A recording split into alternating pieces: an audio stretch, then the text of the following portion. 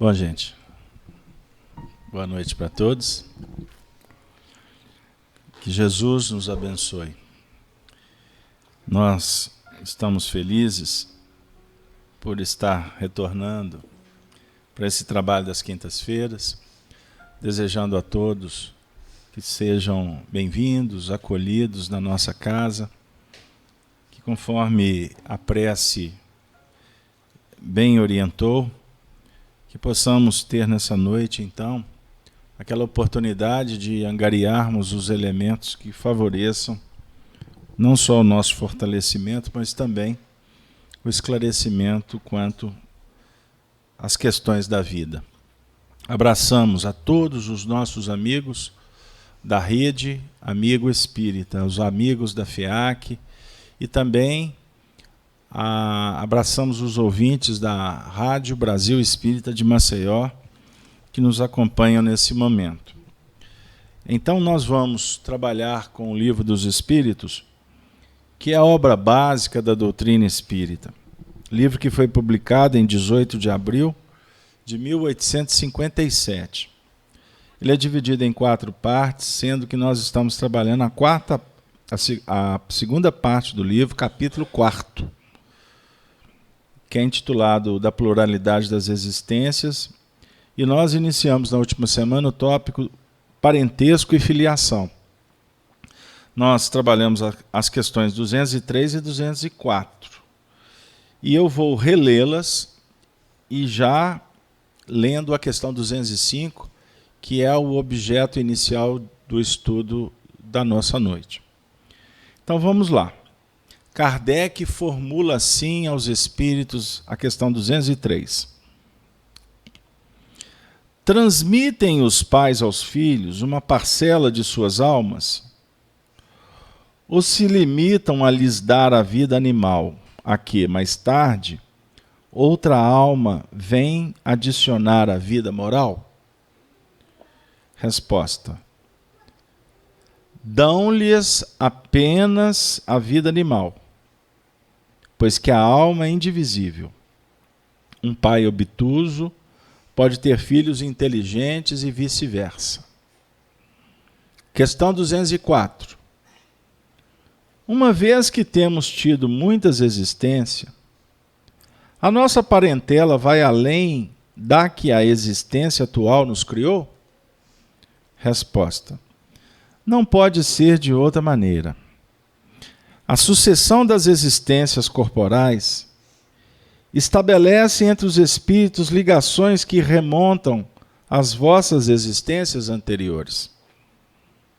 Daí, muitas vezes, a simpatia que vem a existir entre vós e certos espíritos que vos parecem estranhos.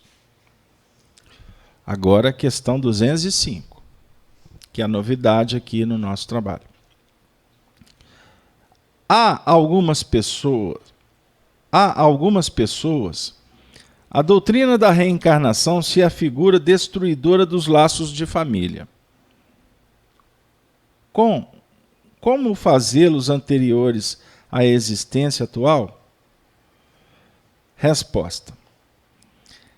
Ela, ou seja, a doutrina da reencarnação, os distende. Distende o quê? Os laços de família. Não os destrói, pelo contrário, então. Fundando-se o parentesco em afeições anteriores, menos precários são os laços existentes entre os membros de uma mesma família. Essa doutrina amplia os deveres da fraternidade, porquanto, no vosso vizinho ou no vosso servo, pode achar-se um espírito a quem tenhais estado presos pelos laços da consanguinidade. Aí o Kardec fez uma subpergunta nessa questão 205. Ele questiona assim. Aliás, é uma ponderação, não é uma pergunta. Ela, no entanto, diminui a importância que alguns dão à genealogia, visto que qualquer pode ter tido por pai um espírito que haja pertencido a outra raça, ou que haja vivido em condições muito diversas. Aí os espíritos respaldam o que Kardec afirma, dizendo assim: é exato, mas essa importância assenta no orgulho. Os títulos, a categoria social, a riqueza, eis o que esses tais veneram nos seus antepassados.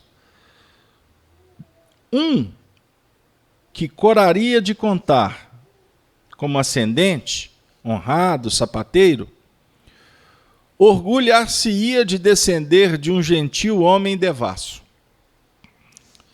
Digam, porém, o que disserem, ou façam o que fizerem.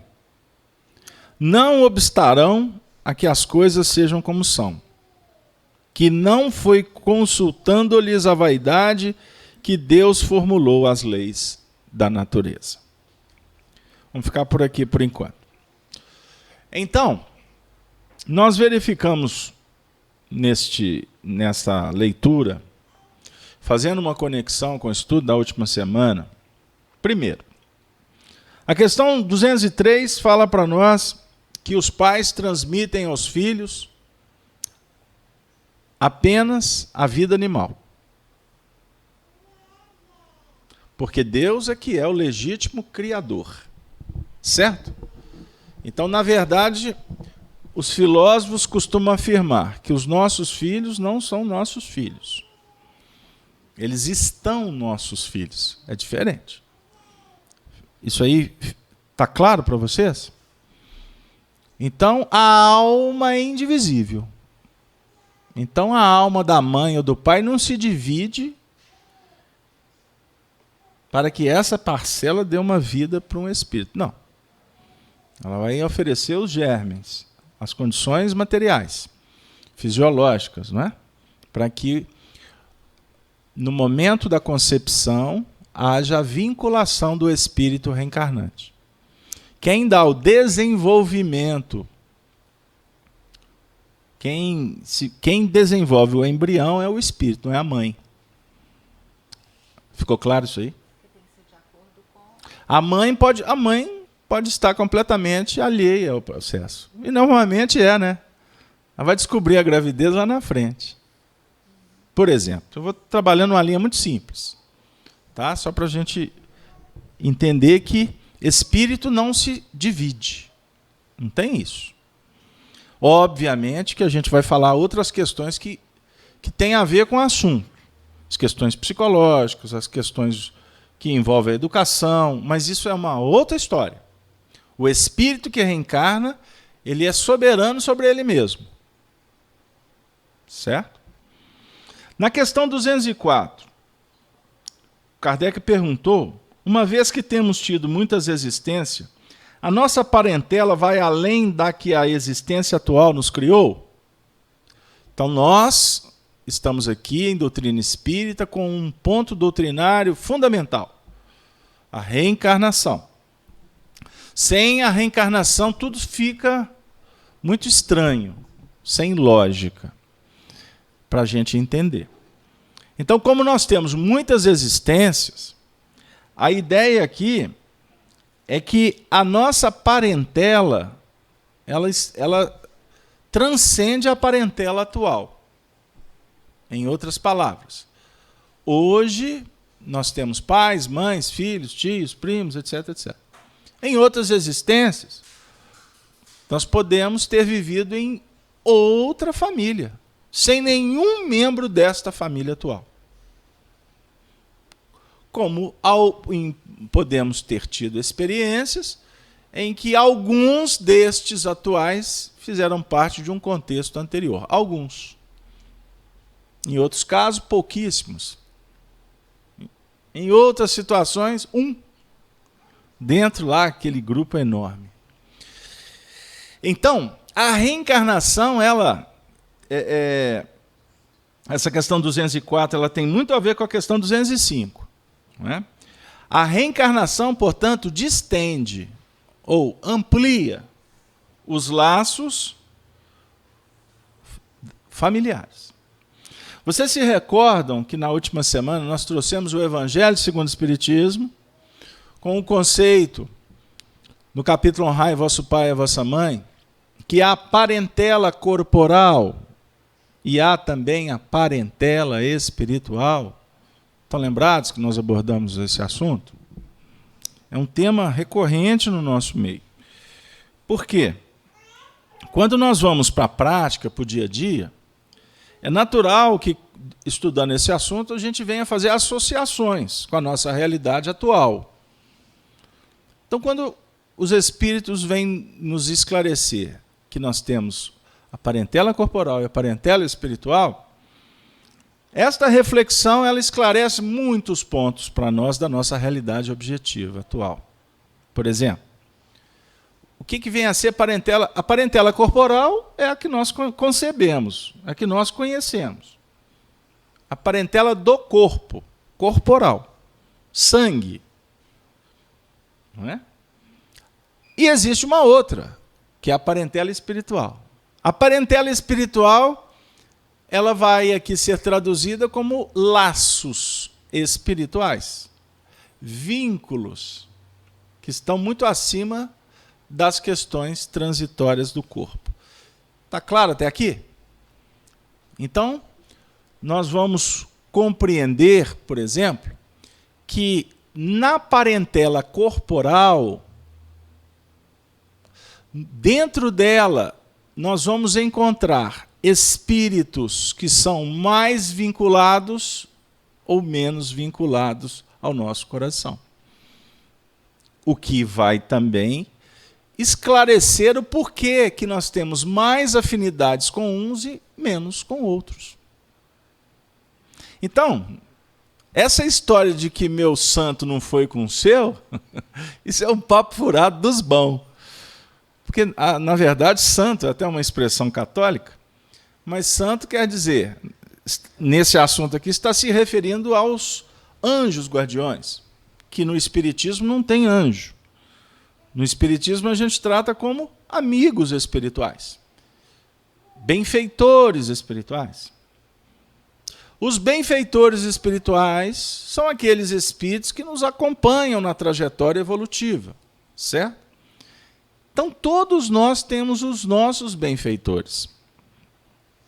E se é benfeitor, significa que eles estão num estágio, numa categoria espiritual acima da nossa.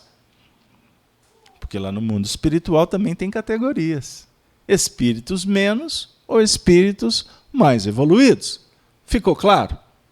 Para ser anjo, tem que ser anjo, não pode ser fiote.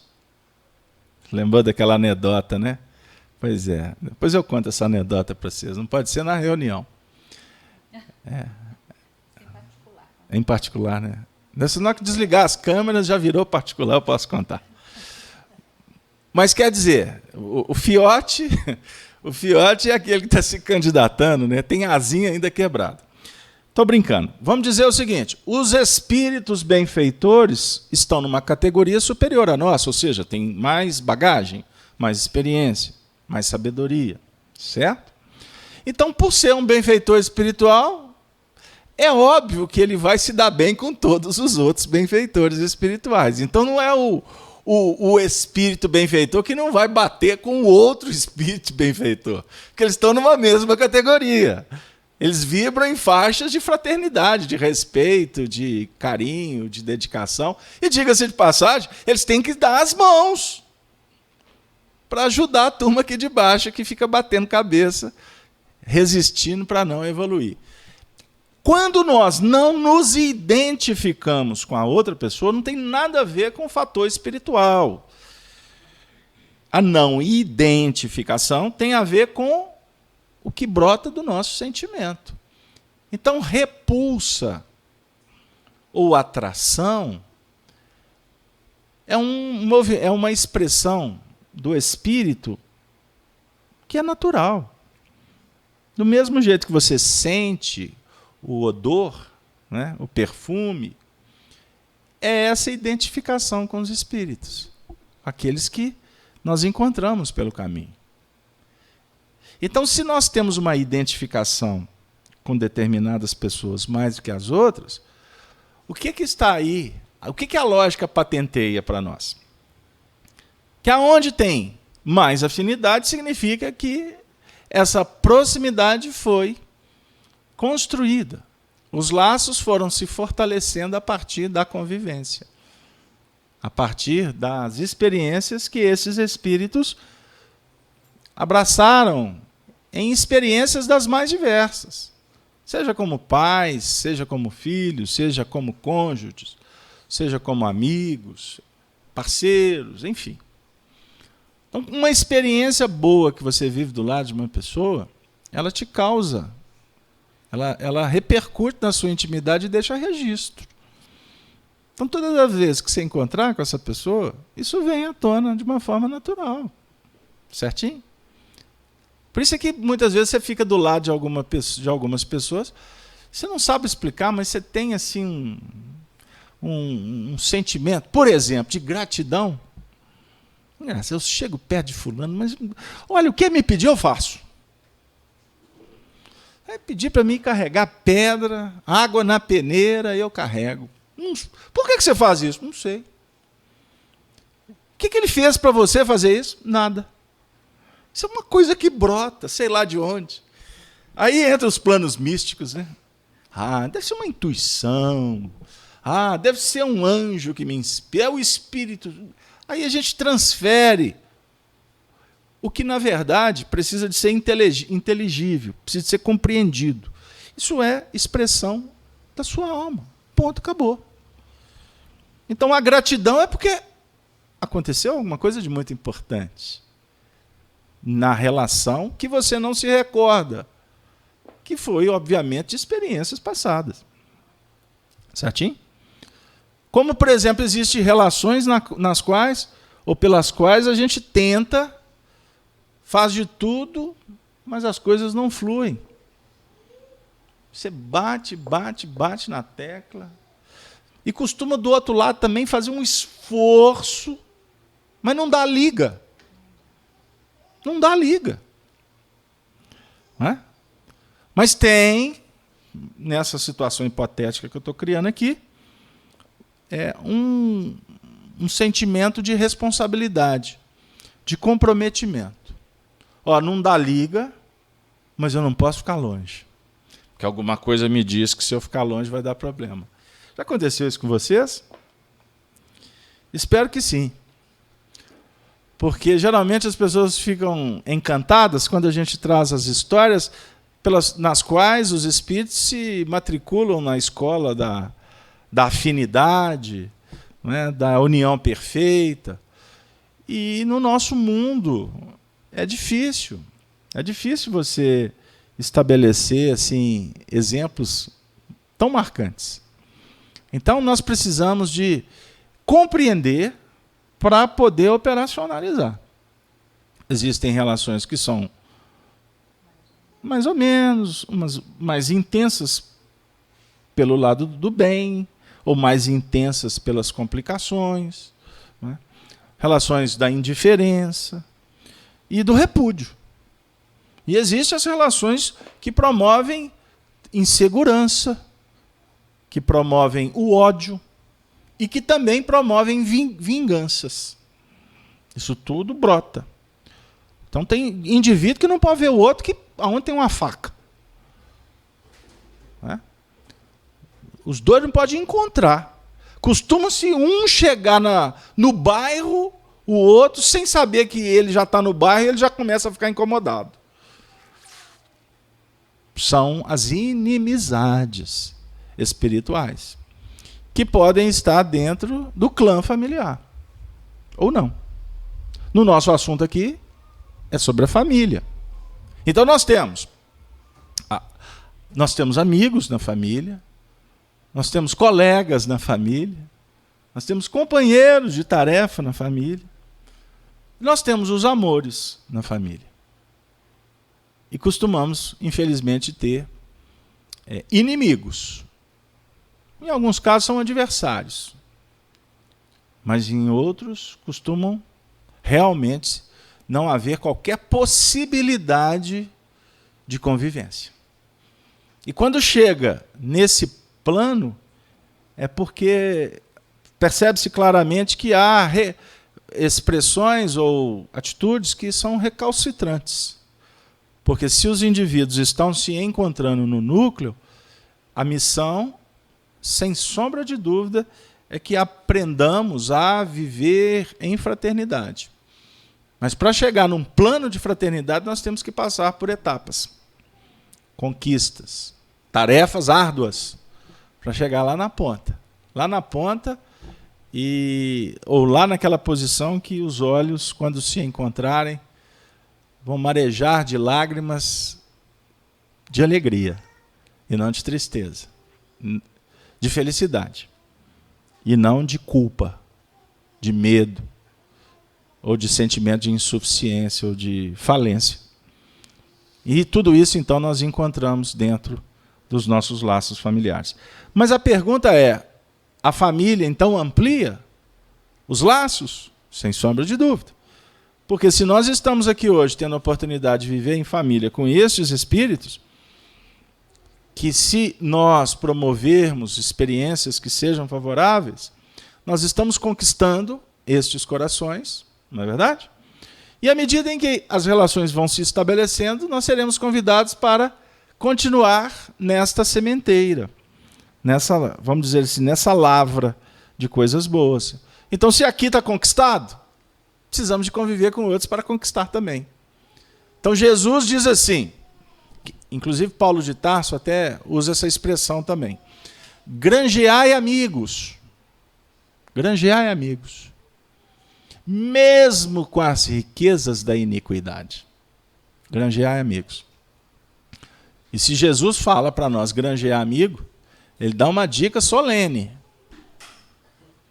E eu posso aqui com vocês conjugar uma expressão de que os amigos, eles, na verdade, se transformam em tesouros.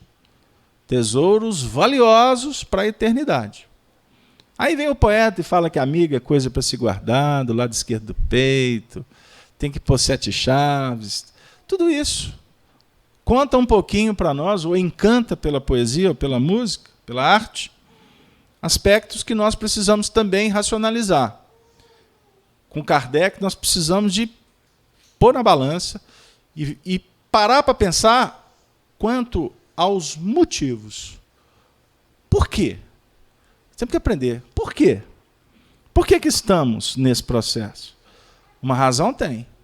E a doutrina espírita aqui já não está nos dando uma dica assim, muito simples, muito tranquila. Existe uma missão. Essa missão precisa de ser valorizada. Então, o Evangelho aqui também nos traz aspectos da responsabilidade. A gente quer, muitas vezes, a gente quer o resultado. Não é? Eu costumo bater nessa tecla. A gente quer a vitória, a gente quer o sucesso. Mas o sucesso, na verdade, o sucesso, para que ele aconteça, ele precisa do trabalho. Então, só no dicionário que o sucesso vem primeiro do que o trabalho. Certo? ST. Só no dicionário, porque, na verdade, o trabalho é que vem primeiro do que o sucesso. Deu aí? Certinho? Então, vamos trabalhar. Então, ficou claro isso até aqui, gente? Alguma pergunta? Cláudia, passa para ela, para mim, por favor, rapidinho.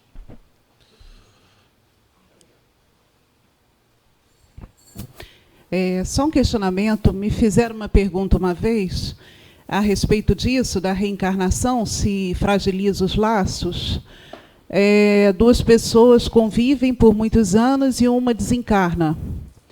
E aí, quando a outra desencarnar, a outra já está encarnada, quando a outra encarnar, a outra já está desencarnada e não encontra mais. Ou então reencarna muito tempo depois como um neto, um sobrinho, e nunca mais vai voltar a ter aquela relação anterior de afeto e de afetividade plena que tinha. E eu fiquei apertada para responder. No capítulo 5 do Evangelho de Mateus, Jesus faz uma abordagem muito interessante quanto aos desafios do caminho. No versículo 21, estou pegando aqui até porque você criou a situação, e aí chegou aqui a inspiração para fazê-lo. Jesus diz assim, no versículo 21, ouvistes que foi dito aos antigos, não matarás, mas qualquer que matar será réu do juízo. Então você pode matar pessoas, você não vai matar espírito, mas você pode matar a personalidade. Você pode tirar a vida de alguém e esse alguém vai desencarnar, certinho? Mas também você pode matar esperança, você pode matar oportunidade. Então o matar aqui é amplo. Mas ele continua, e o juízo, quem matar será réu do juízo. Qual juízo? Tem um tribunal aí que nós vamos enfrentar? Tribunal divino? Tribunal humano, se você matar, possivelmente você vai enfrentar. E julgado conforme as leis humanas. Certo? Não necessariamente você será julgado pelo tribunal humano, pelas leis divinas, conforme as leis divinas. Porque os julgadores serão humanos. Terão uma visão limitada. Vão trabalhar com evidências, com pressupostos, com indícios, etc. Não vou entrar no mérito. Ou seja, existe margem de erros. E mesmo que haja o fato, o acerto bem encaminhado, na hora de implementar a sentença, vai haver uma visão humana. Certinho? Dessa sentença. E até, diga-se de passagem, a sentença humana tende a ser ríspida. A sentença divina tende a ser misericordiosa. Então, vamos imaginar, a tendência de uma sentença aqui seria 10 anos de prisão. A justiça divina, que é a misericórdia, possivelmente a sentença poderia ser 1 ano de prisão.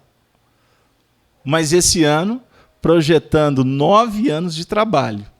Porque é através do trabalho que nós redirecionamos o nosso grande futuro. Mas o que importa para nós é que a justiça divina, ela não está nas mãos de julgadores que estão em algum lugar. A justiça divina é concepção de cada um. Então Deus não está julgando ninguém. Você é que se avalia.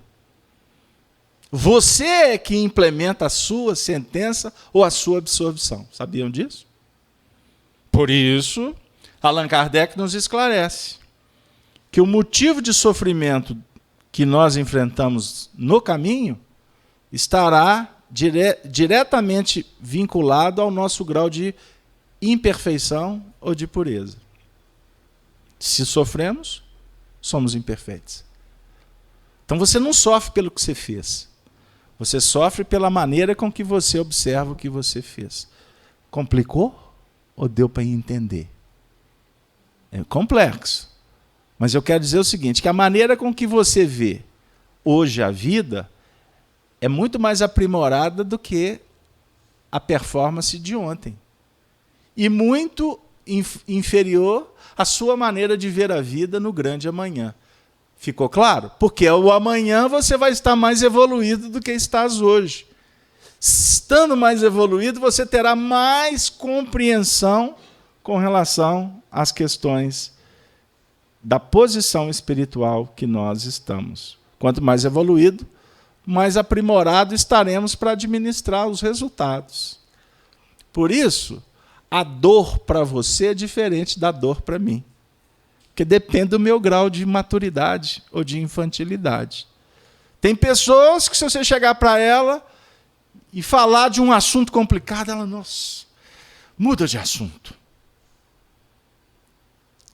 O que é isso? É demonstração de infantilidade para lidar com aquele assunto. Entendeu? Infantilidade. Quando eu falo infantilidade, imaturidade, eu acho que o termo fica mais ajustado. Porque infantilidade a gente associa com estados anteriores, né, de infância. Então, para não confundi-los, vamos falar de imaturidade. Mas tem pessoas que não dão conta porque os limites estão muito à flor da pele. Porque, de repente, o indivíduo tem um problema naquela área, está mal resolvido, se você tocar no assunto com ele, ele desespera. E ele não sabe por quê. Mas, na verdade, é porque ele tem algo a ser resolvido na sua intimidade. Viveu um problema naquela área, para ser prático. Em outras existências, por exemplo. Então, toca naquele assunto, ele se desarvora. Não sabe o motivo. Ficou claro? Mas há de chegar um tempo que ele vai adquirir maturidade para lidar com aquele assunto. Então, o espírito que vai ganhando nesse nível de qualidade, nesse nível de superioridade, que eu estou dizendo superioridade em termos de entendimento, ele lida com os desafios com muito mais tranquilidade do que um outro que não está num plano de entendimento como o dele. Dá um exemplo. Você tem entendimento, vive, está bem fundamentado em você a questão da desencarnação. O que é a desencarnação? Mudança de plano. O outro, desencarnação, ele não consegue nem conceber essa conversa. Porque a vida dele está focada aqui. Então, se falar para ele que na possibilidade dele ficar doente, ele desespera. A possibilidade dele morrer, ele morre. De susto, de desespero.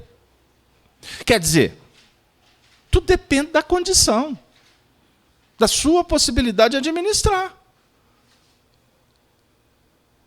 Eu brinco muito com a turma aqui, eles me conhecem. Vira e mexe, eu falo assim, o que eu falo para você, Sônia? Essa casa aqui, que nós fundamos, essa casa não pode ser a casa do Carlos Alberto. Não é assim que eu falo?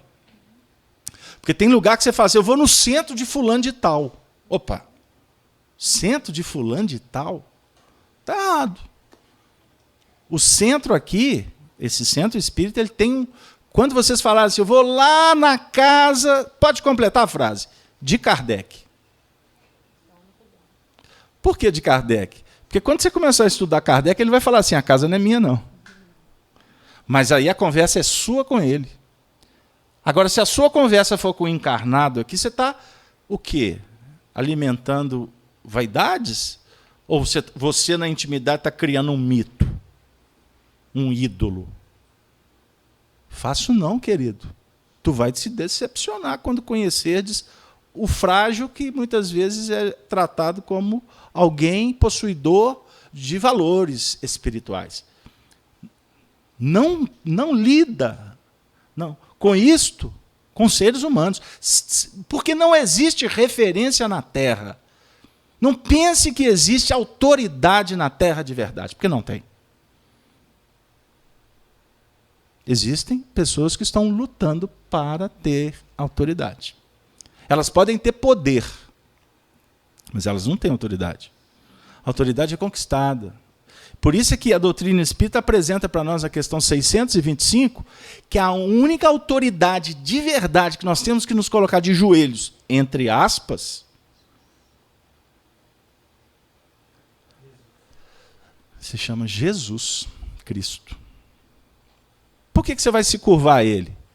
Na verdade, não é se curvar no sentido de, não. É porque você, estudando as lições, a vida, você fala assim, meu Deus, não tem nada para retocar.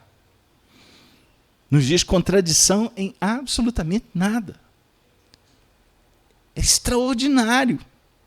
E é tão belo, tão maravilhoso, que você fala assim, eu quero. Aí você corre para falar assim, eu te quero, Jesus. Aí na hora que você chegar perto dele, ele fala assim, pô, valeu. Mas se você quer mesmo, faça o que eu faço. À medida que tu for fazer o que ele faz, aí você vai perceber que o negócio não é com ele. Ele é um amigo que está te dando um toque para você descobrir isso. Porque o Cristo, ele não está lá fora. Essa imagem que a gente tem de Jesus, ela é um protótipo, uma iconoclastia que foi criada como um ser perfeito. No mundo ocidental ele tem olho azul, cabelo maravilhoso, tipo assim, extraordinário para agradar toda a ala feminina. Italiano, não é? E por aí vai. Isso é para a infantilidade da humanidade. Porque, na verdade, a beleza, ela é espiritual, ela não é física. Ela é moral, ela é ética. E ela é despersonalizada.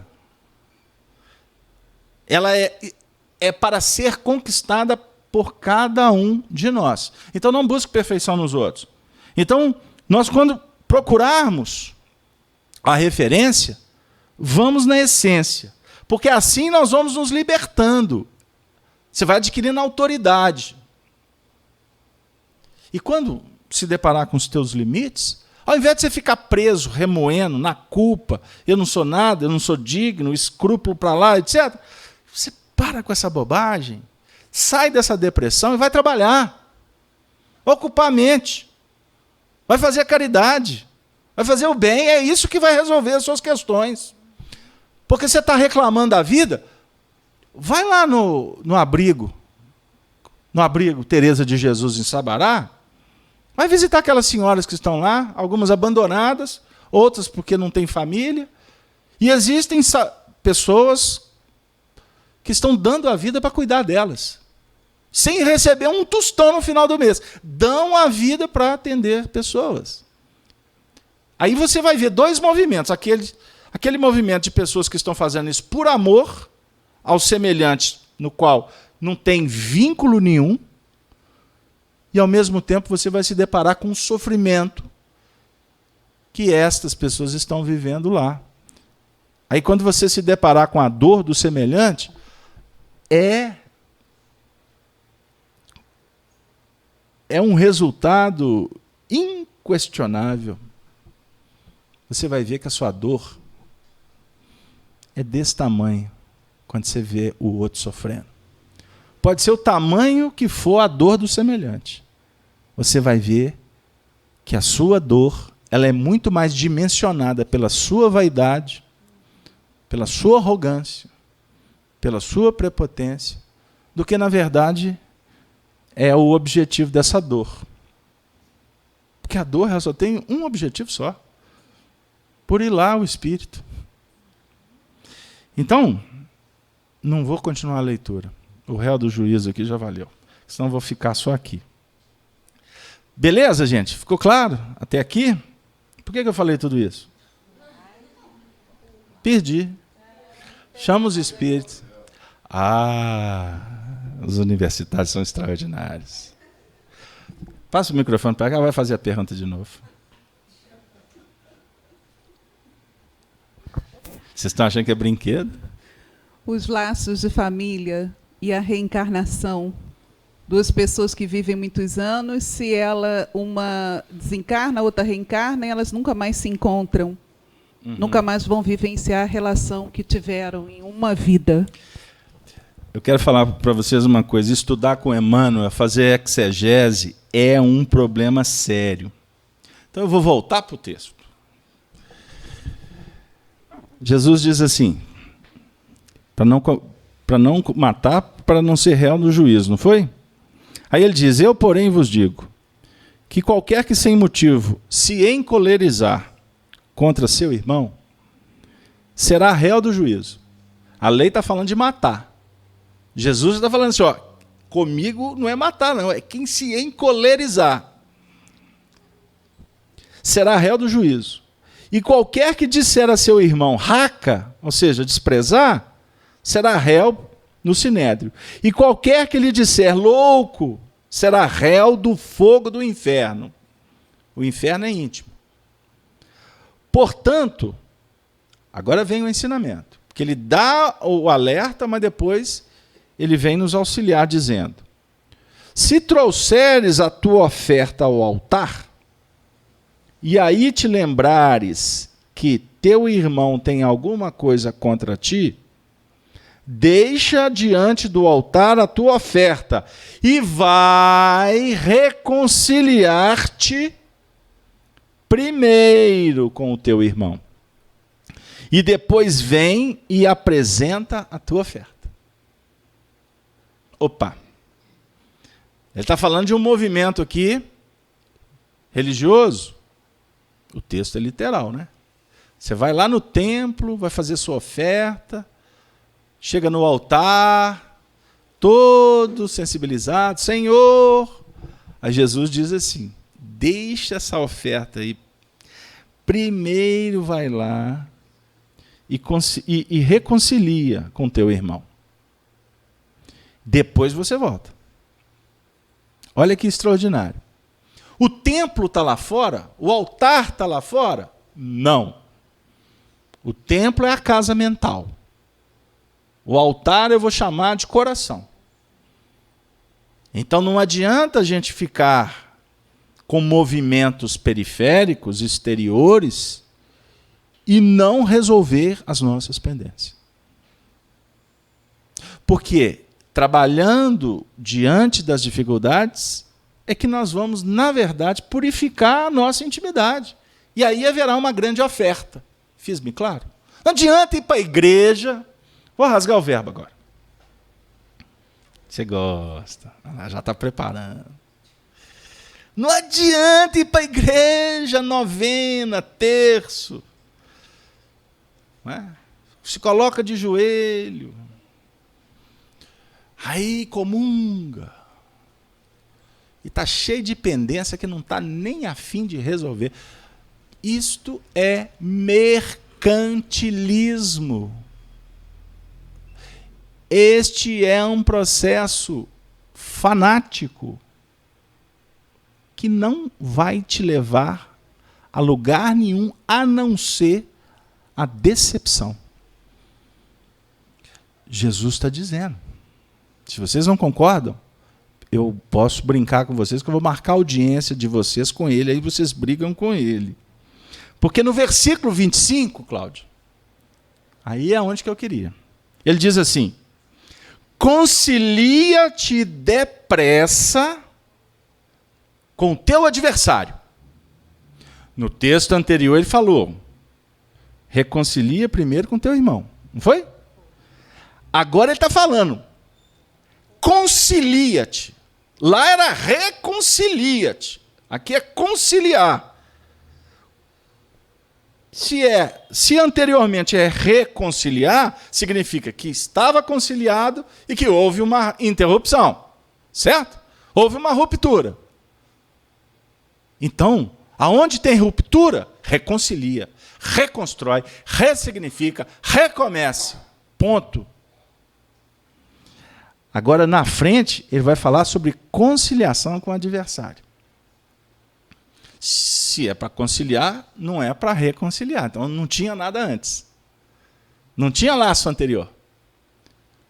No seu sentido de não tem motivos para que ele seja adversário.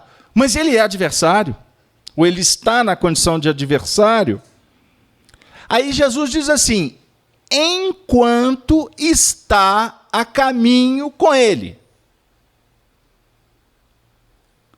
Enquanto está a caminho com ele. Significa que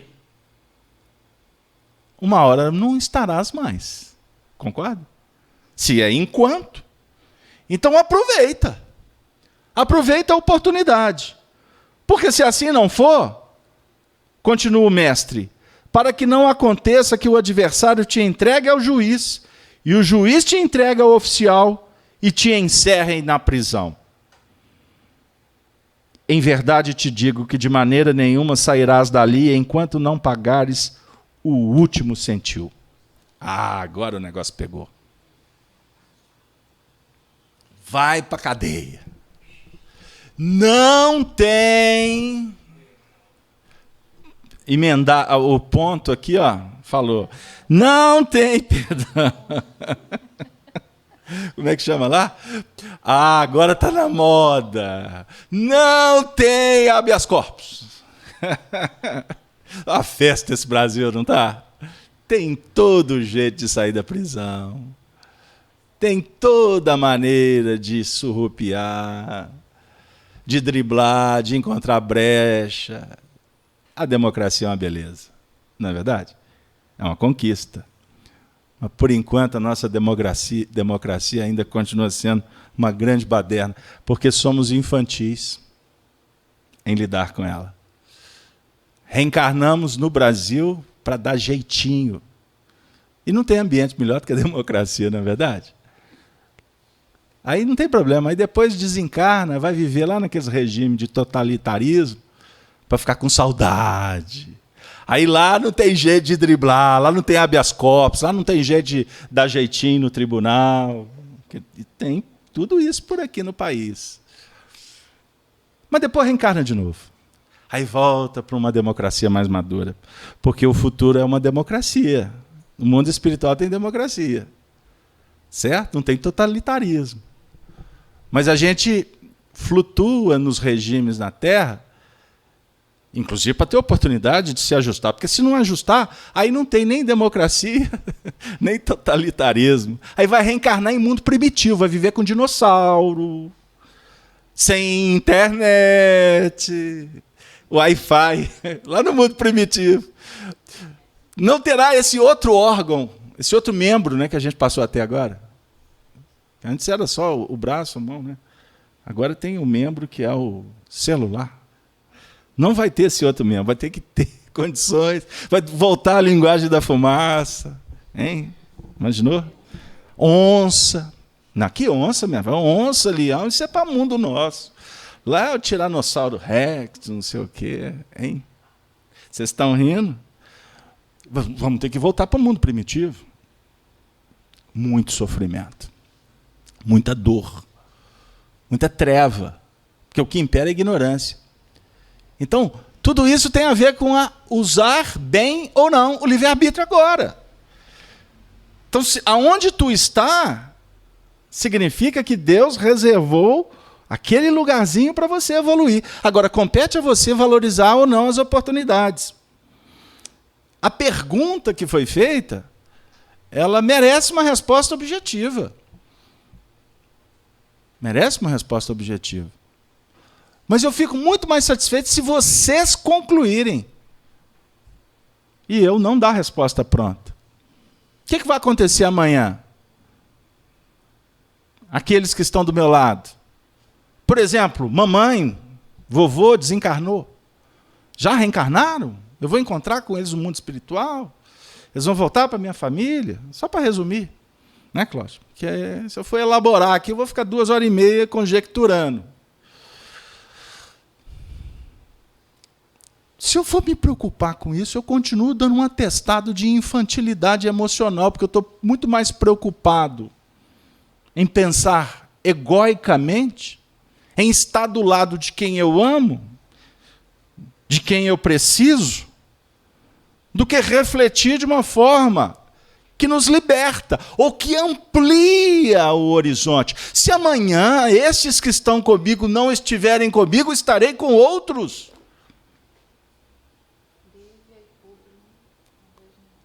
Eu sei que eu, com essa resposta, não agrado. Aliás, agradar é uma presunção das boas, né?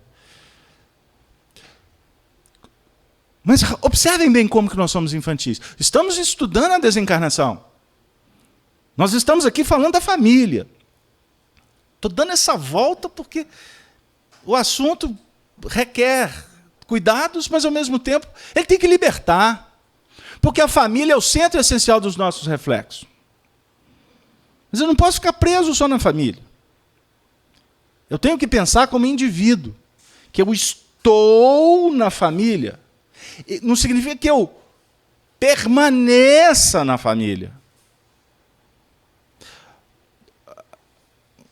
O maridão desencarnou. Jesus toma conta para a viúva. Ele se projetando no espaço e ela amarrando ele cada vez mais na terra. O guarda-roupa dele intacto. Até hoje ela põe rosa, que ele gostava de pôr rosa no bolso do paletó. Até hoje ela põe aquela rosa. Uma vez por semana ela vai lá, põe uma rosinha. Tem 37 anos, 4 meses, 22 dias, 3h30 que ele desencarnou. E ela está lá. O retrato ela lustra todo dia. Pegaram aí? Como que nós lidamos com as questões? Eu não vou falar, por exemplo, quando uma mãe vê um filho partir, porque essa história aí eu vou partir corações e vou arrumar muita confusão. Porque amor de mãe não se discute, não é verdade? Mas costuma-se misturar amor com prisão. Existem filhos no mundo espiritual que desencarnaram, seja em idades, tenra idade, jovens, que no mundo espiritual eles precisam de continuar a caminhada. E aqueles que estão na Terra criam problemas seríssimos para que eles continuem. Porque os sentimentos nos vinculam.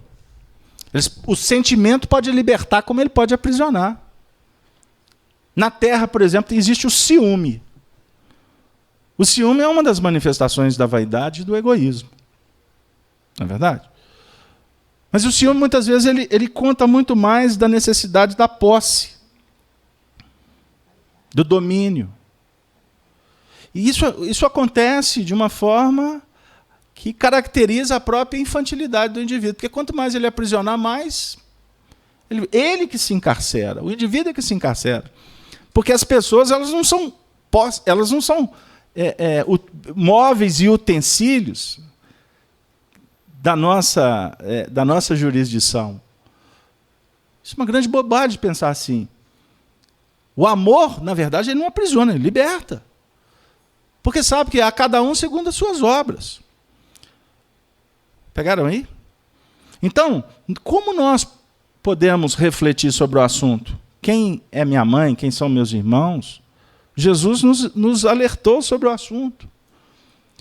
Quando na festa, eu citei aqui semana passada, ele estava na festa, Maria e os irmãos chegaram, mandaram chamar ele.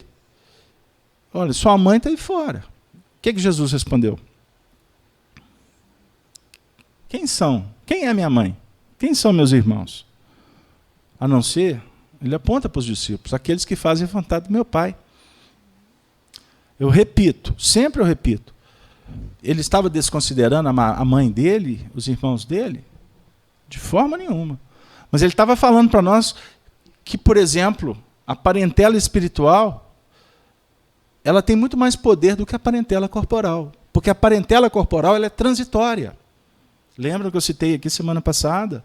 Famílias que, quando termina o ciclo, elas se dissipam.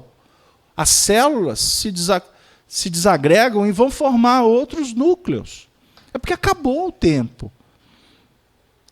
Permanece a experiência. Permanecem os laços. Laços afins ou não, permanecem.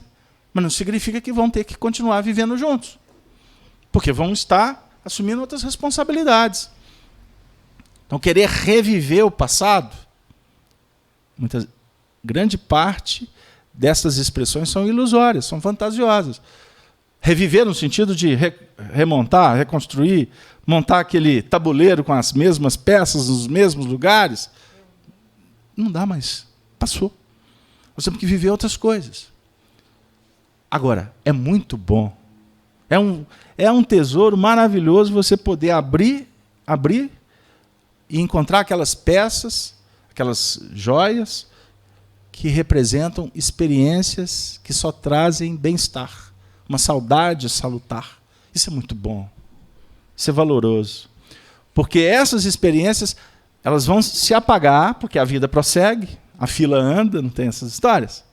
Nós vamos conviver com outras pessoas, mas chegará um tempo que nós vamos reencontrar. Isso não tenha dúvida, Cláudio. Que vamos reencontrar, vamos. Porque são laços. Não significa que nós vamos ter que conviver agora em outros núcleos e não vamos reencontrar. Vamos sim. Mas o Evangelho diz para nós, aproveita enquanto tem tempo para conciliar ou para reconciliar, porque a ideia aqui é o seguinte, reconcilia depressa, é porque a gente não sabe quando volta. Quando teremos outra oportunidade, entendeu? Nós não sabemos se amanhã eu estarei aqui na FEAC de novo. Eu não tenho convicção nenhuma que nós vamos continuar trabalhando juntos. Pode ser a última vez. Pode ser a última noite que eu estou aqui com vocês. Posso desencarnar, tomara a Deus, 21h10, né? Porque aqui não vai ser legal. Não é? Durante a palestra, pensa bem. Desencarnei 21h10. Semana que vem, outra pessoa aqui e a galera toda estudando evangelho, doutrina, lutando por Kardec, contando essas histórias para todo mundo. Se eu fui embora é porque acabou meu ciclo, ponto. Tomara a Deus que do lado de lá não vou ficar olhando para trás. Vocês acham que eu vou ficar preocupado se vão estar colocando rosa no meu paletó? Hein? Eu sabia que ela ia dar uma risada. Pegaram aí? Mas eu preciso conceituar ainda a família. Porque define Emmanuel, para a gente não tergiversar demais, ficar elucubrando demais. Quando nós citamos aqui, na última semana, o capítulo 8º, melhor dizendo, capítulo 14, item 8º do Evangelho segundo o Espiritismo, sobre a parentela, as duas espécies de família, laços espirituais e laços corporais, Emmanuel comenta esse item do Evangelho segundo o Espiritismo, dizendo assim, e agora eu conto com a paciência de vocês.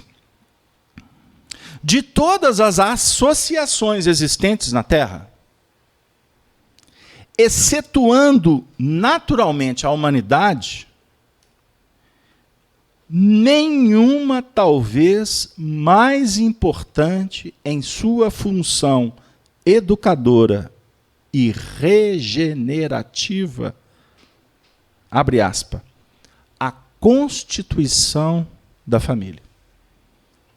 Então o Emmanuel fala, não existe associação mais importante, excetuando a humanidade. Olha o danado do Emmanuel. Excetuando a humanidade. Então ele coloca que a humanidade superior ao Instituto da Família. Excetuando a humanidade, nenhuma substitui a família. Pegou aí? O que ele está dizendo? Da nossa responsabilidade com a família.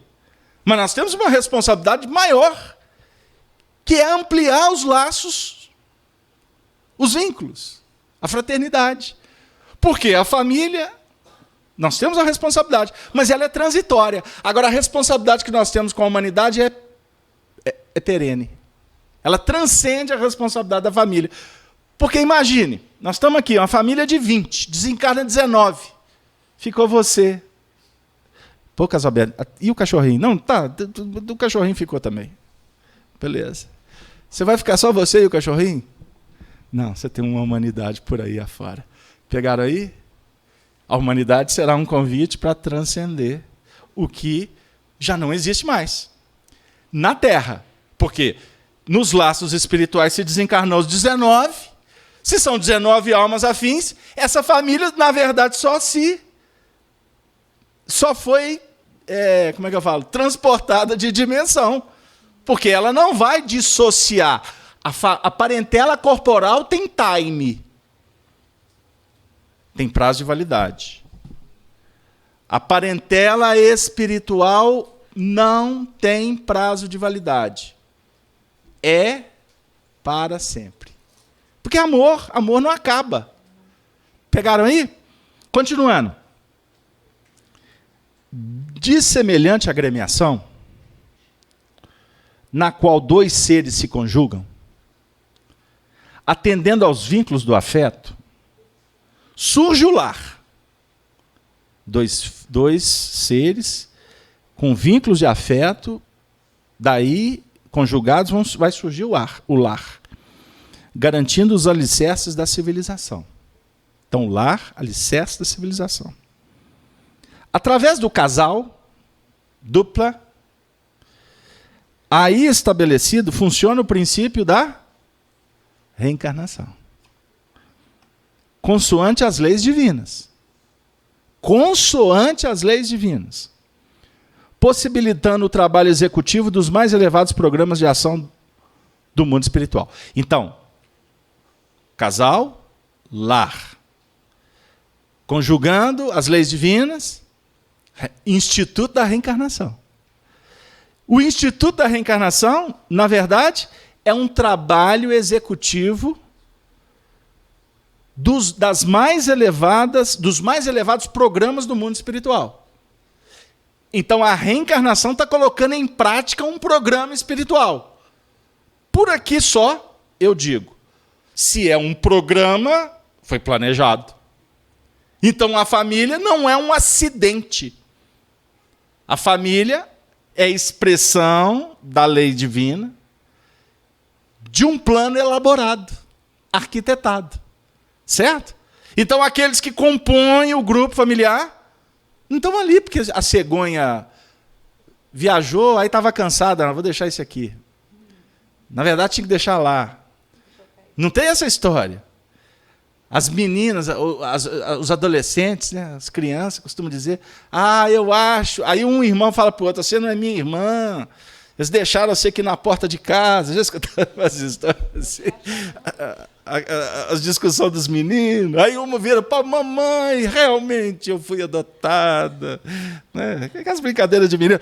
Porque, tipo assim, chegou num balaim, por acaso alguém deixou lá na porta. Não é assim. É um instituto programado.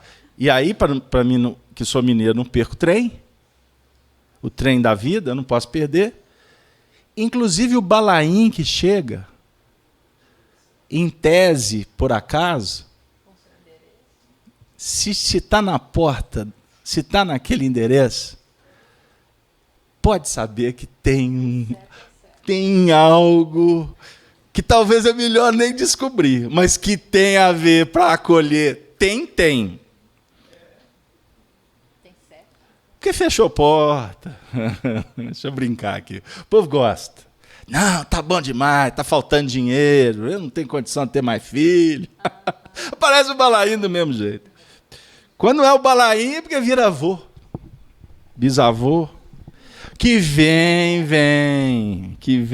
Vocês estão rindo, né, galera? Vamos lá. Por intermédio da paternidade e da maternidade, o homem e a mulher adquirem mais amplos créditos da vida superior. Meu Deus. Tem um amigo que diz que quanto mais a gente estuda Emmanuel, mais a gente fica vibrando, né, com os ensinamentos dele. O Emmanuel escreve com uma categoria, com uma objetividade, que a gente fica emocionado. Prestem atenção nessa frase. A frase do Emmanuel, para nós, é estudos, é curso. Ele está dizendo o seguinte, que o homem e a mulher, no Instituto da Paternidade e da Maternidade, adquirem mais amplos créditos na vida superior. Então, os homens na Terra, na sua grande maioria, podem, por intuição, conceber isto. Mas, na verdade, desconhecem que isso representa para nós crédito na vida superior. Por quê? É uma escola de doação. É uma escola de trabalho. Não é verdade?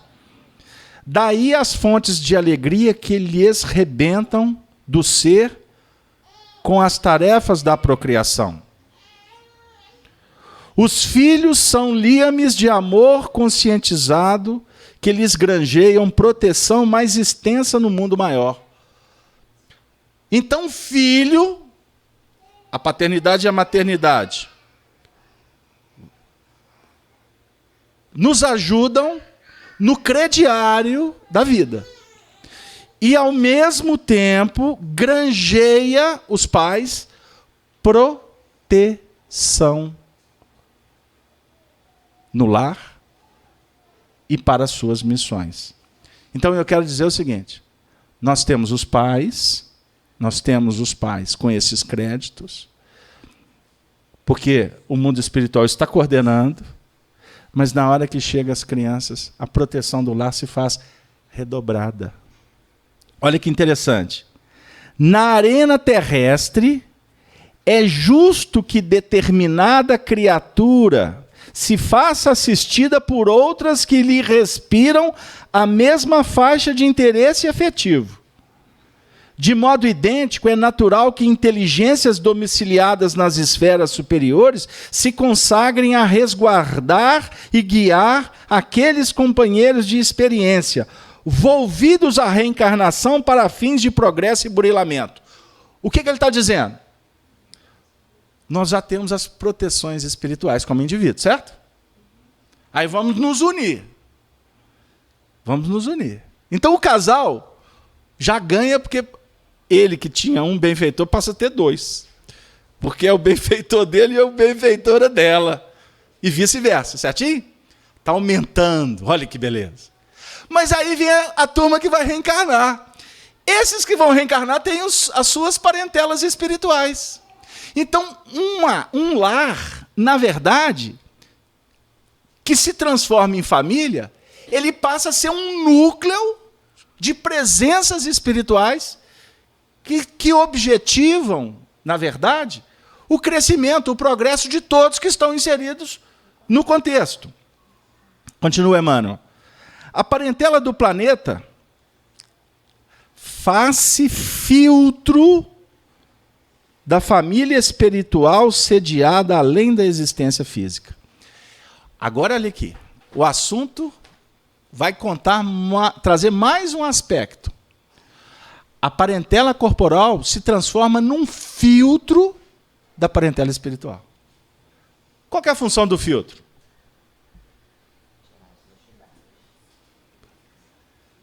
Qual que é a função... Espera aí, gente. Agora deixa os encarnados responderem. Os espíritos já me responderam. Qual que é a função do filtro? Tirar a impureza, certinho? Então, junta uma família espiritual e eles vão trabalhar, eles vão planejar para que haja a fundação de uma associação que é o lar, depois família, na Terra. Essa família na Terra é o filtro que vai purificar todas as necessidades de todo o agrupamento espiritual. Pegaram aí? Ficou claro? Ou tem dúvida? Eu paro e explico. Porque, estando na Terra, no corpo, nós esquecemos de onde viemos, esquecemos qual foi o planejamento reencarnatório, que a gente vai lembrando dele por intuição. Mas a gente não tem claro aqui o porquê que está do lado do filho, o porquê que gosta mais da menininha, não gosta tanto do filhinho, porquê que se dá bem demais com o pai, mas com a mãe é uma brigaiada. Hein? E o marido? E a esposa? Muda de assunto, casal aberto. Tá bom. E a sogra, os sogros agregados? Como é que é isso? Filtro purificador, diz Emmanuel. Valita? É valita? Pode ser também? Filtrando é que importa? Vão falar que eu estou ganhando jabá da valita. Vou continuar. Arraigada nas vidas passadas de todos aqueles que a compõem, a família terrestre é formada assim, de agentes diversos, porquanto nela se reencontram comumente afetos e desafetos, amigos e inimigos, para os ajustes e reajustes indispensáveis ante as leis do destino. O Emmanuel aqui está sintetizando com maestria, com muita qualidade, tudo que a gente estava soltando como ideias. Aqui elas estão sendo sintetizadas. Portanto, na família, ou seja, a família é composta por agentes diversos que estão, ou que estamos, nos reencontrando. Se está havendo um reencontro,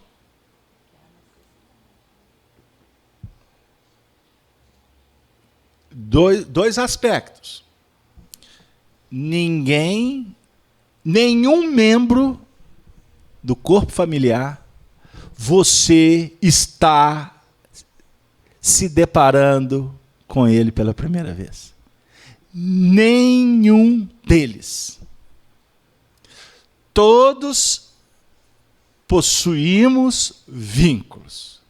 Como afirmamos no início, sejam vínculos sutis, um pouco ou mais intensos. Felizes ou infelizes. Porque diz Emmanuel, para ajustes e também reajustes. Vocês acham que eu teria licença literária, ou exegeta aqui, de associar com o texto que eu li aqui, entre aspas, por acaso, reconcilia primeiro com teu irmão, ou concilia depressa com o teu adversário, tem a ver com o que eu acabei de ler em Emmanuel? Se são ajustes, também existem reajustes. Ajustar. Mas tem algumas coisas que já estavam ajustadas e que deixaram de estar ajustadas. Então, por isso é que é reajustar. Que extraordinário a providência divina. Apesar disso, importa reconhecer que o clã familiar evolve incessantemente para mais amplos conceitos de vivência coletiva, sob os ditames do aperfeiçoamento geral, conquanto se erija sempre em educandário valioso da alma. Então ele está dizendo que é nesse educandário da alma que a alma vai ser preparada para o educandário da humanidade. Pegaram aí? Com isso, nós associamos com o Livro dos Espíritos, quando Kardec nos apresenta a voz do Espírito de verdade, que diz que a família é a célula fundamental da humanidade, da sociedade. Portanto, precisamos de valorizar ao máximo essa célula, porque é ela que vai nos preparar para a vivência social. O último parágrafo, Emmanuel diz assim: temos dessa forma, no Instituto Doméstico, uma organização de origem humana. Uma organização de origem divina, em cujo seio encontramos os instrumentos necessários ao nosso próprio aprimoramento para a edificação de um mundo melhor. Vida e Sexo, Emmanuel, psicografia da nossa querida alma Francisco Cândido Xavier. É uma obra que eu aconselho, que eu sugiro, que vocês adquiram. Porque trata de muitos assuntos, inclusive, se é vida e sexo, assuntos pertinentes à família, à questão da sexualidade. Tem muitos temas que o Emmanuel desenvolve.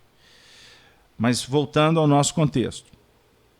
A família, existe um outro texto que eu não vou ler, extraordinário também, do livro Pensamento e Vida, onde Emmanuel traz outros aspectos da família, mas dentro do desenvolvimento desse tema que a gente está tentando apresentar.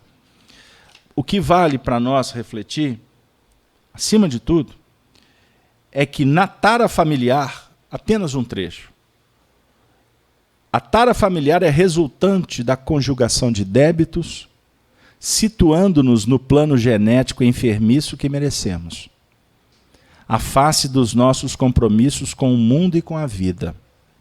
Dessa forma, somos impelidos a padecer o retorno dos nossos reflexos tóxicos através de pessoas da parentela, que nos devolvem por aflitivos processos de sofrimento.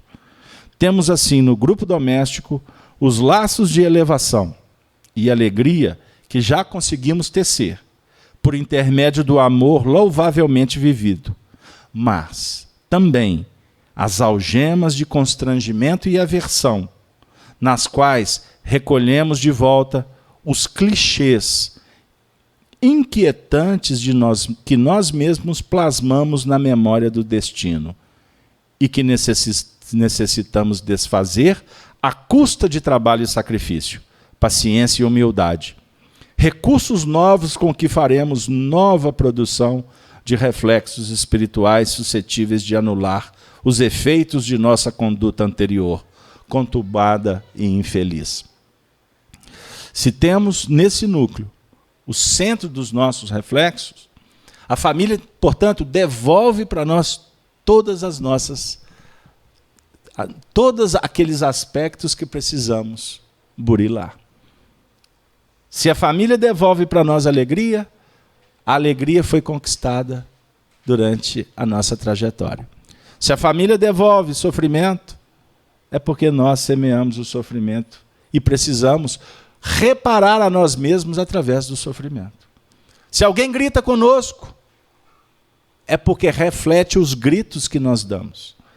Se existe apoio, é o reflexo do apoio que nós oferecemos. Se existe indiferença, a mesma coisa.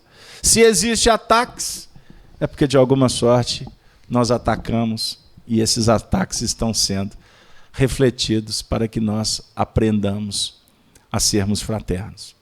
Então nós podemos, para sintetizar no fim, falar da parentela de espíritos, encarnados ou desencarnados, certinho? Que nós precisamos de aprender a conviver, a reconciliar, mas nós também poderemos aprofundar mais um pouco e falar que na família está ali exposto para nós à mesa todos aqueles aspectos interiores que nós precisamos trabalhar na nossa intimidade. Nesta reflexão de mais profundidade, eu deduzo que as pessoas, afins ou não, que estão conosco na família, elas são como anjos. Elas são como a própria representação de Deus na nossa vida. Promovendo em nós aquela circunstância de sermos pessoas melhores. Por isso, uma família na qual nós estamos nos responsabilizando, ela não pode abrir mão do Evangelho. Porque o Evangelho se torna a luz para nos ajudar nesse concerto tão complexo, de tantas adversidades, de tantas contradições que nós encontramos nessa senda evolutiva atualmente. Por mais que a gente pense que as coisas estão piorando, vamos verificar que a providência divina está, na verdade, dando oportunidades. Nunca na Terra a humanidade viveu um período tão pródigo como agora. Mesmer, Franz Anton Mesmer, que foi um dos referenciais de aprendizado para Allan Kardec, quando ele desenvolve a teoria dos fluidos, do magnetismo, que a gente utiliza no laboratório do Centro Espírita, que chamamos como passe magnético, que é um recurso terapêutico, científico, espiritual, que a ciência humana, a medicina humana, caminha para adotar como um recurso imprescindível, e isso já acontece em muitos lugares do Brasil, isso é estudado em universidades, enfim. Franz Anton Mesmer, associando alguns princípios que depois, inclusive, foram desenvolvidos pela própria homeopatia, define que a cura ela só acontece quando chegamos no ponto crítico da doença. Porque o ponto crítico da doença, na verdade, ele é um chamamento para a regeneração, para a recomposição dos tecidos, dos órgãos, do psiquismo. Aí a gente pergunta, por que nós ficamos doentes? Porque nós nos desarmonizamos. Nós, o indivíduo, ele faz opções e essas opções podem acarretar gravíssimos problemas com o passar do tempo. Que muitas vezes a providência divina, por misericórdia, nos auxilia para que essas expressões enfermiças não se apresentem de uma forma abrupta. Muitas das nossas mazelas vão se apresentando de uma forma gradativa. Em alguns casos, em algumas existências. Uma existência só não basta para que haja esse filtro, essa purificação. Então, por exemplo, nós temos uma história belíssima contada no movimento espírita por um companheiro que não era espírita, ele se tornou espírita quando ele ficou com a antigamente chamada de lepra, a doença da hanseníase. Ele morava em São Paulo e ele foi internado no interior de São Paulo, não me recordo agora o nome da cidade. Ele se chamava Jesus Gonçalves. Jesus Gonçalves era uma pessoa muito especial, muito valorosa. E ele, quando se ficou doente, naturalmente retirado do contexto social na época, foi viver num hospital, antigamente chamava hospício, né? Que eram hospitais que faziam a reclusão desses indivíduos. E, naquele período, ele, doente, ele foi se deparar com o espiritismo no hospital. Começou a ler obras espíritas e se encontrou no espiritismo. E ele, então, vive uma revolução espiritual mediante a esse processo de doença e descoberta. E narra a história que ele, inclusive, começou a trocar correspondências com Chico Xavier. E um fato interessante que ele foi se definhando, uma história complicada, e quando ele desencarnou, no dia, Chico Xavier estava com uns amigos numa reunião, e ele percebeu a entrada de um espírito, numa condição bem diferenciada. E o espírito foi se aproximando até que ele se identificou para o Chico. Ô Chico, eu sou Jesus Gonçalves, aquele que corresponde com você. Chico se emocionou e comentou com amigos que Jesus Gonçalves estava anunciando que ele tinha acabado de desencarnar. Dias depois, na época não tinha a globalização, as notícias demoravam a chegar. Dias depois, chegou a notícia que Jesus Gonçalves tinha desencarnado naquele dia, naquela hora que o Chico tinha descrito para os amigos.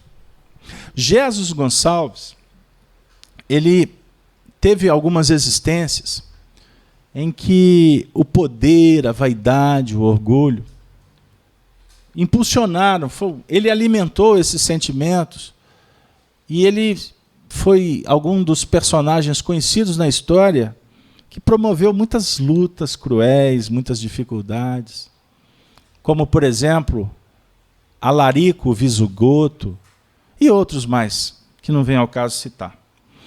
E uma das existências que foi praticamente a última existência que ele realmente se envolveu nas complicações, ele foi um cardeal em França, muito conhecido no século XVII, e de nome Richelieu, o cardeal Richelieu.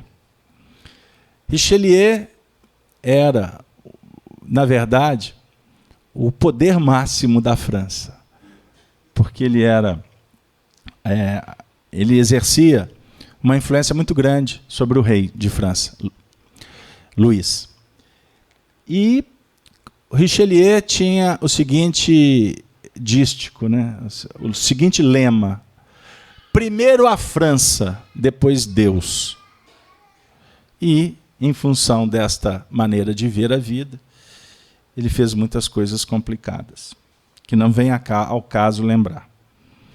E quando desencarnou, ele começou a viver um processo de reencarnações sucessivas na condição de ter a lepra, a hanseníase. Ou seja, o termo na época, né? Porque hoje tem que tomar cuidado porque você pode ser processado, porque nós estamos na época do mimimi. Qualquer coisa que você falar que desagradar alguém, você é processado. É a época do mimimi. Nunca vi. Para rimar. E aí, ele teve muitas existências como leproso. E a última existência dele, ele adquiriu a hanseníase já numa idade muito avançada. E ele ficou pouco tempo com essa doença. E ali, esses poucos anos, foi um processo de conclusão de uma etapa de muitas existências vibrando naquela faixa de resgate espiritual. Por que nós estamos falando isso? Porque nós temos uma caminhada de muita responsabilidade com a nossa consciência, no despertar da verdade em nós mesmos. E nós estamos no momento do século XXI em que a doutrina espírita está trazendo para nós um mecanismo evolutivo no qual nós estamos começando a compreender o que vem a ser autonomia. Adquirir autonomia para evoluir. Ou seja, usar a liberdade com responsabilidade e singrando, colhendo os frutos que nós semeamos. Não existe graça, não existe milagre. Não existe intervenção no sentido místico, teológico, que a gente acostumou a lidar. Não existe punição, não existe inferno, não existe purgatório, não existe céu. Existe uma realidade espiritual que nós estamos nos capacitando a compreender e, portanto, viver conforme a nossa consciência vai nos apresentando. Agindo conforme a consciência, ou seja, a luz que começa a espargir em nós e por nós, obviamente que nós vamos construir um destino que vai favorecer de uma forma extraordinária a nossa caminhada e seremos felizes. Este é o céu, que não está lá fora. Eu repito, porque esse mundo que nós concebemos, estando felizes, tristes, desesperados, é um mundo que nós sustentamos. Se isto é uma realidade agora, se o meu coração parar de bater e eu desencarnar, e eu falei que é 9h10, falta 12 minutos. Se daqui a 12 minutos eu desencarnar, qual que vai ser o mundo espiritual que eu vou encontrar? É esse mundo que eu estou fomentando aqui. E lá, ou nesta região íntima, eu vou me associar. Eu vou me integralizar com espíritos que estão vibrando nessa faixa. Alguns deles, almas queridas. Ou alguns desses outros podem ser perseguidores, que eu, de alguma forma, compliquei a caminhada deles. A família, portanto, nos assegura, com autorização do alto, porque a família é projeto divino, para que a gente tenha oportunidade de aprender a viver e conviver. Na família, nós estamos num berço maravilhoso que está nos contando sobre a importância de sermos cidadãos dignos, éticos, sérios, mas também felizes, fazendo as coisas conforme a consciência nos diz, desde que eu não prejudique nem a mim mesmo ou o outro que está ao meu lado. É muito simples.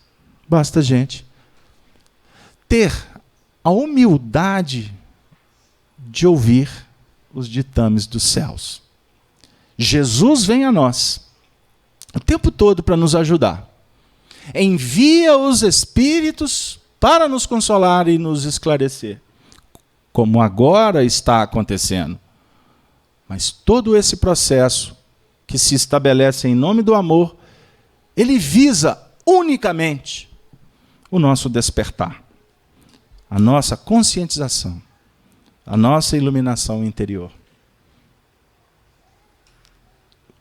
O que vai nos trazer paz.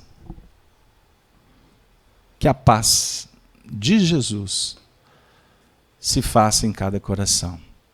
E que a doutrina espírita, codificada pelo nosso mestre Allan Kardec, lembrando que a casa é dele, e eu brinquei essa semana, se a casa é de Kardec, a casa também é da Gabi, esposa dele. Então, que esse caso, Gabi é assim que ele chamava, eu tenho que, com respeito, falar que é Amélie Gabrielle Boudet, que afinal de contas é ele que pode chamar ela de Gabi. Mas esse casal maravilhoso, eu não tenho dúvida de que abraça a todos que vêm aqui, a todos que acessam essas imagens que são repercutidas pelo esse mundo de meu Deus. que o nosso casal Kardec nos abrace para que a gente possa ter o caminho clarificado e nos aproximar cada vez mais da família de Jesus. Aí eu tenho que me referir a José e Maria. São símbolos, são ícones. Porque eu sei que, no fundo,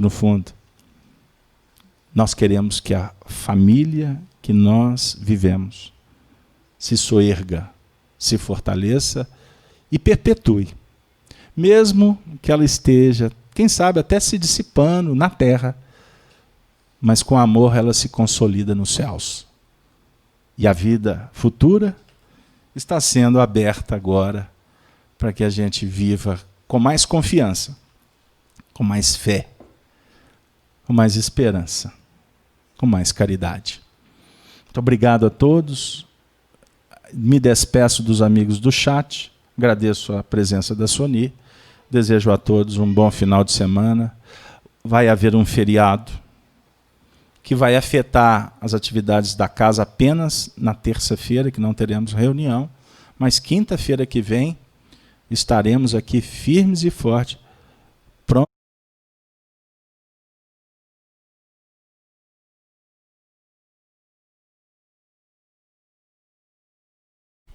Agradecemos ao Carlos Alberto, que mais uma vez trouxe para nós um tema muito diretamente ligado à nossa vida do dia a dia, que toca nos nossos corações. O chat hoje estava assim, muito animado com essas questões, porque são questões que todos nós vivemos dentro da nossa realidade.